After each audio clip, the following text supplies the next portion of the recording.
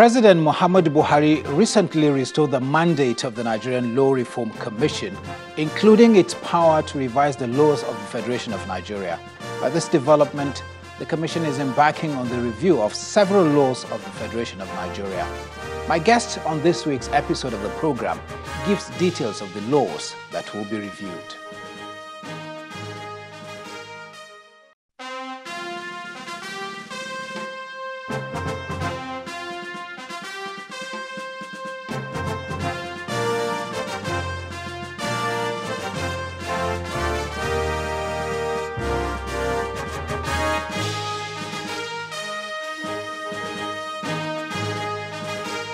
Hello there. Welcome to Dateline Abuja. I'm Ibrahim Adra.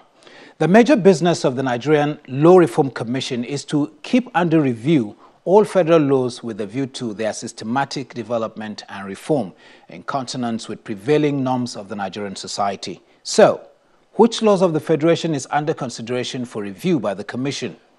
The chairman of the Commission speaks on the review of the laws of the Federation in our interview segment. But first, what are the stories that made the headline within the week in the nation's capital?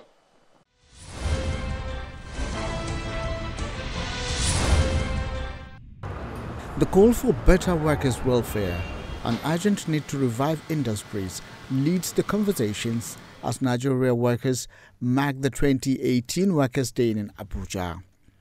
Both the President of the Nigeria Labour Congress and that of the Trade Union Congress used the occasion of the Workers' Day celebration to demand that governments at all levels revive comatose industries and create jobs. The federal government should stop any action plan that will further give money to the non-performing privatized electricity distribution company DISCOs in Nigeria. We also call on government to massively invest in mixed energy, especially hydro, solar and nuclear to drive industrialization. Meanwhile, the Vice President, Professor Yemi Osinbajo, has assured Nigerian workers that the federal government is not ignoring their demands of better working conditions. Speaking at the May Day celebration in Abuja, Professor Osinbajo explained the implementation of the new national minimum wage. Labour is demanding 66,500 naira as minimum wage. President Muhammadu Buhari had in November 2017 set up a 30-member tripartite national minimum wage committee for the negotiation of a new national minimum wage for Nigerian workers.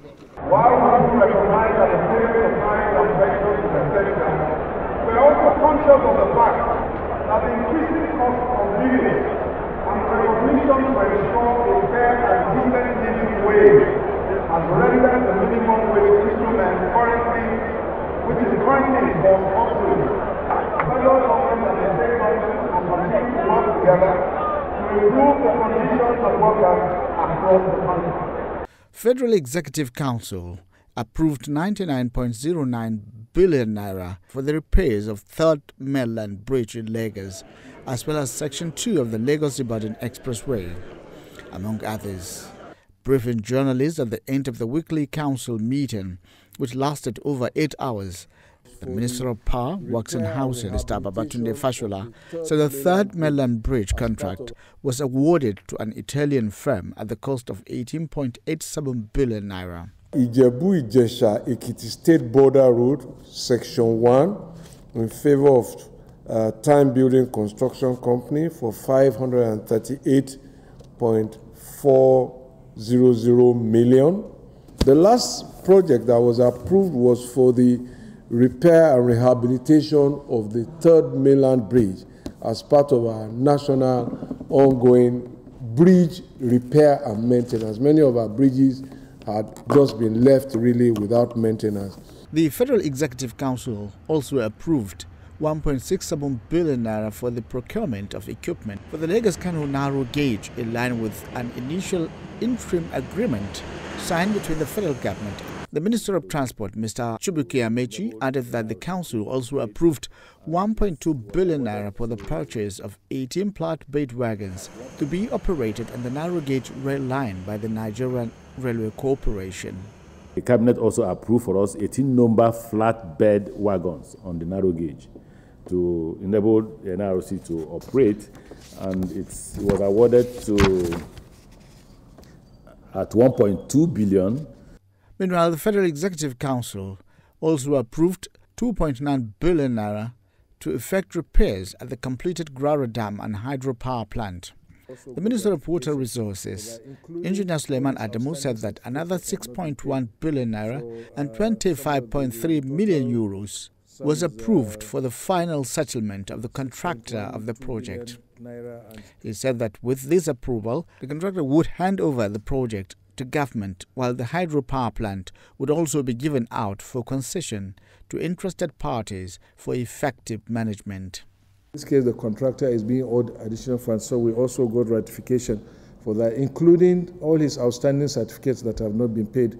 So some of the total sum is 6.12 billion naira and 25.3 million euro in foreign currency. This was the way the contract was awarded in 2000-2001. The president of the Nigerian Medical Association, Dr. Mike Ogrima, has called for increased funding to engage unemployed health professionals and equip public hospitals. Speaking at the 58th Annual Delegates Meeting and Scientific Conference of the association in Abuja, Dr. Ogrima said that Nigeria must rise above the present score in the health sector by government implementing all agreements reached with health workers. The keynote speaker and former Minister of Health, Professor Iyetayo Lambo, said when it comes to universal health coverage as a country, Nigeria should be worried when its data is compared with data collected from countries less endowed. NMA invested in anti-quackery measures by procuring the instrument and machine for the production of customized doctor stamp. We rebranded NMA by the introduction of some symbols in our dressing. We are the bridge between the young and the elders. We need to admit that we still have a long way to go. And I say this with all seriousness. When you look at the data for many African countries, and you look at some of the countries that are not as resource endowed as Nigeria, then, of course, we worry like I worry. Some of the things we say are more of rhetorics than the actual situation on ground.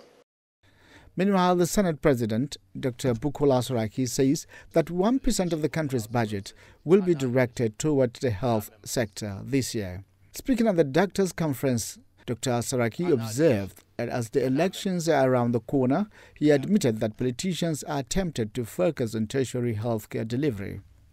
Generally, you find as politicians, we tend to focus more on tertiary, secondary and tertiary. And it's very simple. When you're looking for votes, people like to see buildings and tapes being cut. So you've got to understand sometimes why the political will always moves towards tertiary. But the real focus, if we're going to improve our health indices, is primary health care. But since the 8th Senate, I made a promise with a commitment and support of my colleagues that we would deliver a gift to Nigerians on the issue of universal coverage.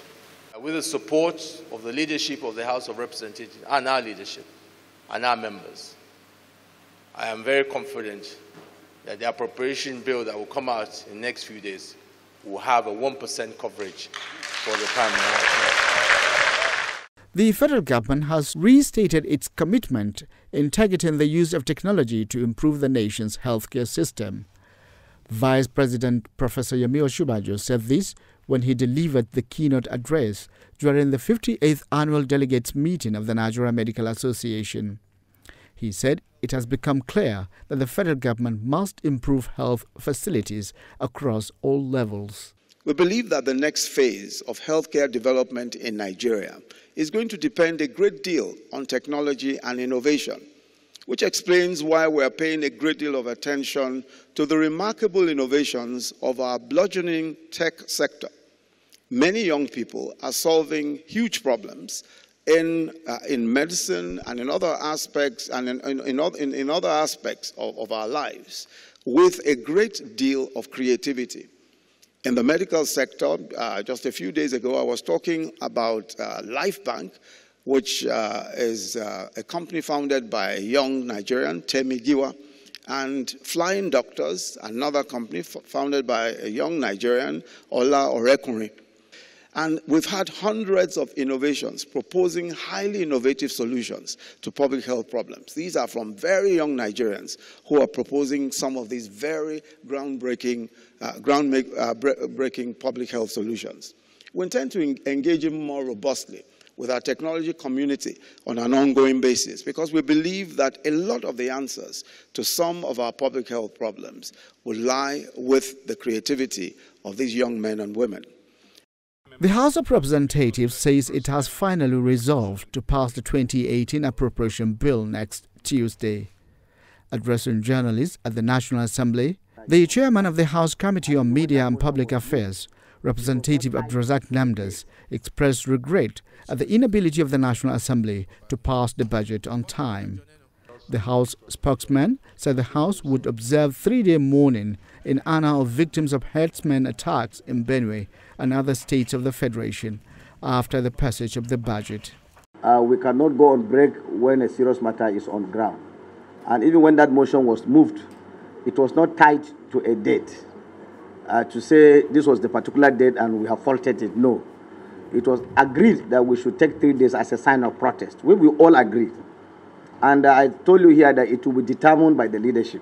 And as responsible leaders, they've agreed that we will observe this sitting. But that should be after the budget has been passed. But we have not taken decision. But I am telling you that we will pass this budget. We will pass the budget this next week, and we will observe after we have passed the budget by the grace of God.